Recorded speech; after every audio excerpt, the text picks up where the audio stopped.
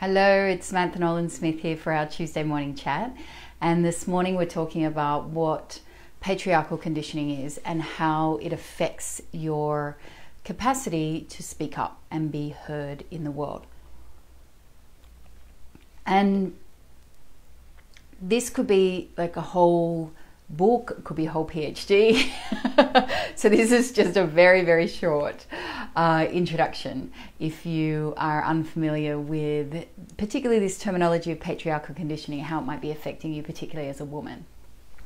So if you consider social conditioning and you think about that from a very basic perspective, that conditioning, social conditioning is you're affected by the society that you live in, that the community, let's say, that you grew up in had a set of rules and expectations about how you behave, how you speak to one another, how you treat one another, how you show up for one another, who gets a say, who doesn't get a say, etc., etc. And you kind of absorb all of that as a child without anybody really critiquing it for you. So you just assume, take on the societal norms and just assume that's the way life is. And some people continue through their whole lives without any further sort of critique of that. But what the problem with that is that none of the assumptions upon which society is based are then ever called into question. And so what I mean by that is, say for example, in capitalist democracies, there's an assumption of meritocracy, that the best just float to the surface and that therefore you should only ever employ the best person for the job, and that that person will just show up and that person will automatically rise to the surface because we live in a meritocracy, meaning that people with merit are always rewarded, people who have the skill set or the experience, etc. What that doesn't analyze, or what that misses, a whole layer that it misses, is the layers of assumptions that are set up thanks to patriarchy, thanks to white supremacy, thanks to this ableist mentality, thanks to a heteronormative society which assumes first and foremost the primacy of heterosexuality, and so on and so forth. And so what that means in a tangible sense is that people will say to you, well, just let the best person get the job. But what they've forgotten is that there's a layer affecting the way people perceive society, which says men are prioritized over women. The way men lead is prioritized over the way women might lead. That men's voices are prioritized over women's voices. And there is all research done on all of this. You can either look it up, or if you're not familiar with it, you can let me know. Where people actually prefer men's voices to women's voices, for example. Like, they just prefer them. They perceive, because they're deeper, they're perceived to be more authoritative, and so therefore people respond differently to them when a man says something as opposed to when a woman says something. Equally, there's the layer that white supremacy brings in around presuming the authority of white people over people of color. And so the same thing plays out. But the problem is that when you don't take the time to understand how these layers, these assumptions are influencing society, and not just in terms of how you perceive the world, but how others are perceiving you, both, then you can't understand why you're working in a workplace and there are equally good men and women who are going for jobs, but the men seem to keep rising and rising and rising, and the women seem to keep getting stuck at a particular point. Or similarly, the white people seem to rise and rise and rise, and obviously this is all intersecting, so men of color have a particular level of privilege that raises them a certain way but doesn't raise them the whole way. White women have a certain level of privilege which rises white women a certain way but not the whole way, etc., etc. So the reason that I want to bring this to your attention is that it is so important for every person in society to deconstruct these assumptions, this conditioning, because as a woman, what has happened is we've absorbed stories about what it is to be woman, which aren't actually true, which are the consequence of a patriarchal society which has defined womanhood in a certain way. And until you deconstruct those stories about womanhood, you are not free. You can never be free when your experience of yourself is defined according to a system that says you are lesser. Same with all the other systems of oppression. Okay, so to shorthand it, rather than continuing to repeat the same thing for all the different systems of oppression. And similarly, you're not free in your interactions with other people. So let's say you're a white woman, you're not truly free in your interactions with people of color if you haven't done the same thing of undoing the conditioning that white supremacy has imposed on you. You think that you're walking around and you're like, yeah, I think of everybody the same, I treat everybody the same, I think of everybody the same, I give everybody the same opportunities. But the reality is that there's all these, let's say think of us like computers, there's all these little viruses that have been put into us that we think are normal and are in fact coloring our experiences of the world and and creating disadvantage for what I call the diverse majority, because by which I mean what is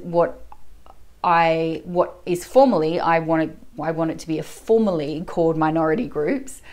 I would like for us to consider ourselves to be the diverse majority, because when you consider all of the people who are disadvantaged according to race or gender or sexuality or the physical capabilities or class, when you group all of us together, we are the majority. So how that affects you speaking up, it affects you in every single way. It affects you in that as a little girl, you might have been told not to be too bossy, not to be too loud. You weren't encouraged to really go for it. You certainly weren't subject to the, oh, girls will just be girls, which mean, you hear that with boys will just be boys, which means they're allowed, there's permission for boys to be pushy and just do what they want and to be rude or be this or be that. There's none of that with girls. Girls are conditioned in a very, very different way, and it's a patriarchal conditioning, which says stay small, stay quiet, be neat, be polite, be kind. And so when people say women are like this, men are like this, the reality is we have no idea what women and men are really like when we're not conditioned, because nobody on the planet has, I think maybe there's one matriarchal society I heard of in India recently, but let's say 99% of the planet lives in patriarchal societies, and therefore boys get conditioned a certain way and girls get conditioned a certain way. So I want to encourage you to really think about, how can I start to deconstruct this conditioning which is keeping me from being free, but also is keeping me from engaging with the rest of the world in a free way, in a liberated way, which is actually both keeping me as oppressor of others unconsciously and consciously, and oppressed by others consciously and unconsciously.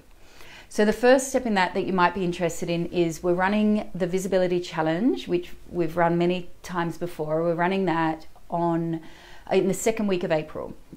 So we spend a couple of days looking at some aspects of patriarchal conditioning and how it might be affecting your capacity to speak up and be seen and heard in the world. You can sign up for that at thevisibilitychallenge.com. I'll talk about that a bit more over the next week or two in the lead up to the challenge, but it starts to really open your eyes to, these are all of the things that are actually impacting on my capacity to be fully myself, to really give myself permission to be in the fullness of my being and to be seen for that.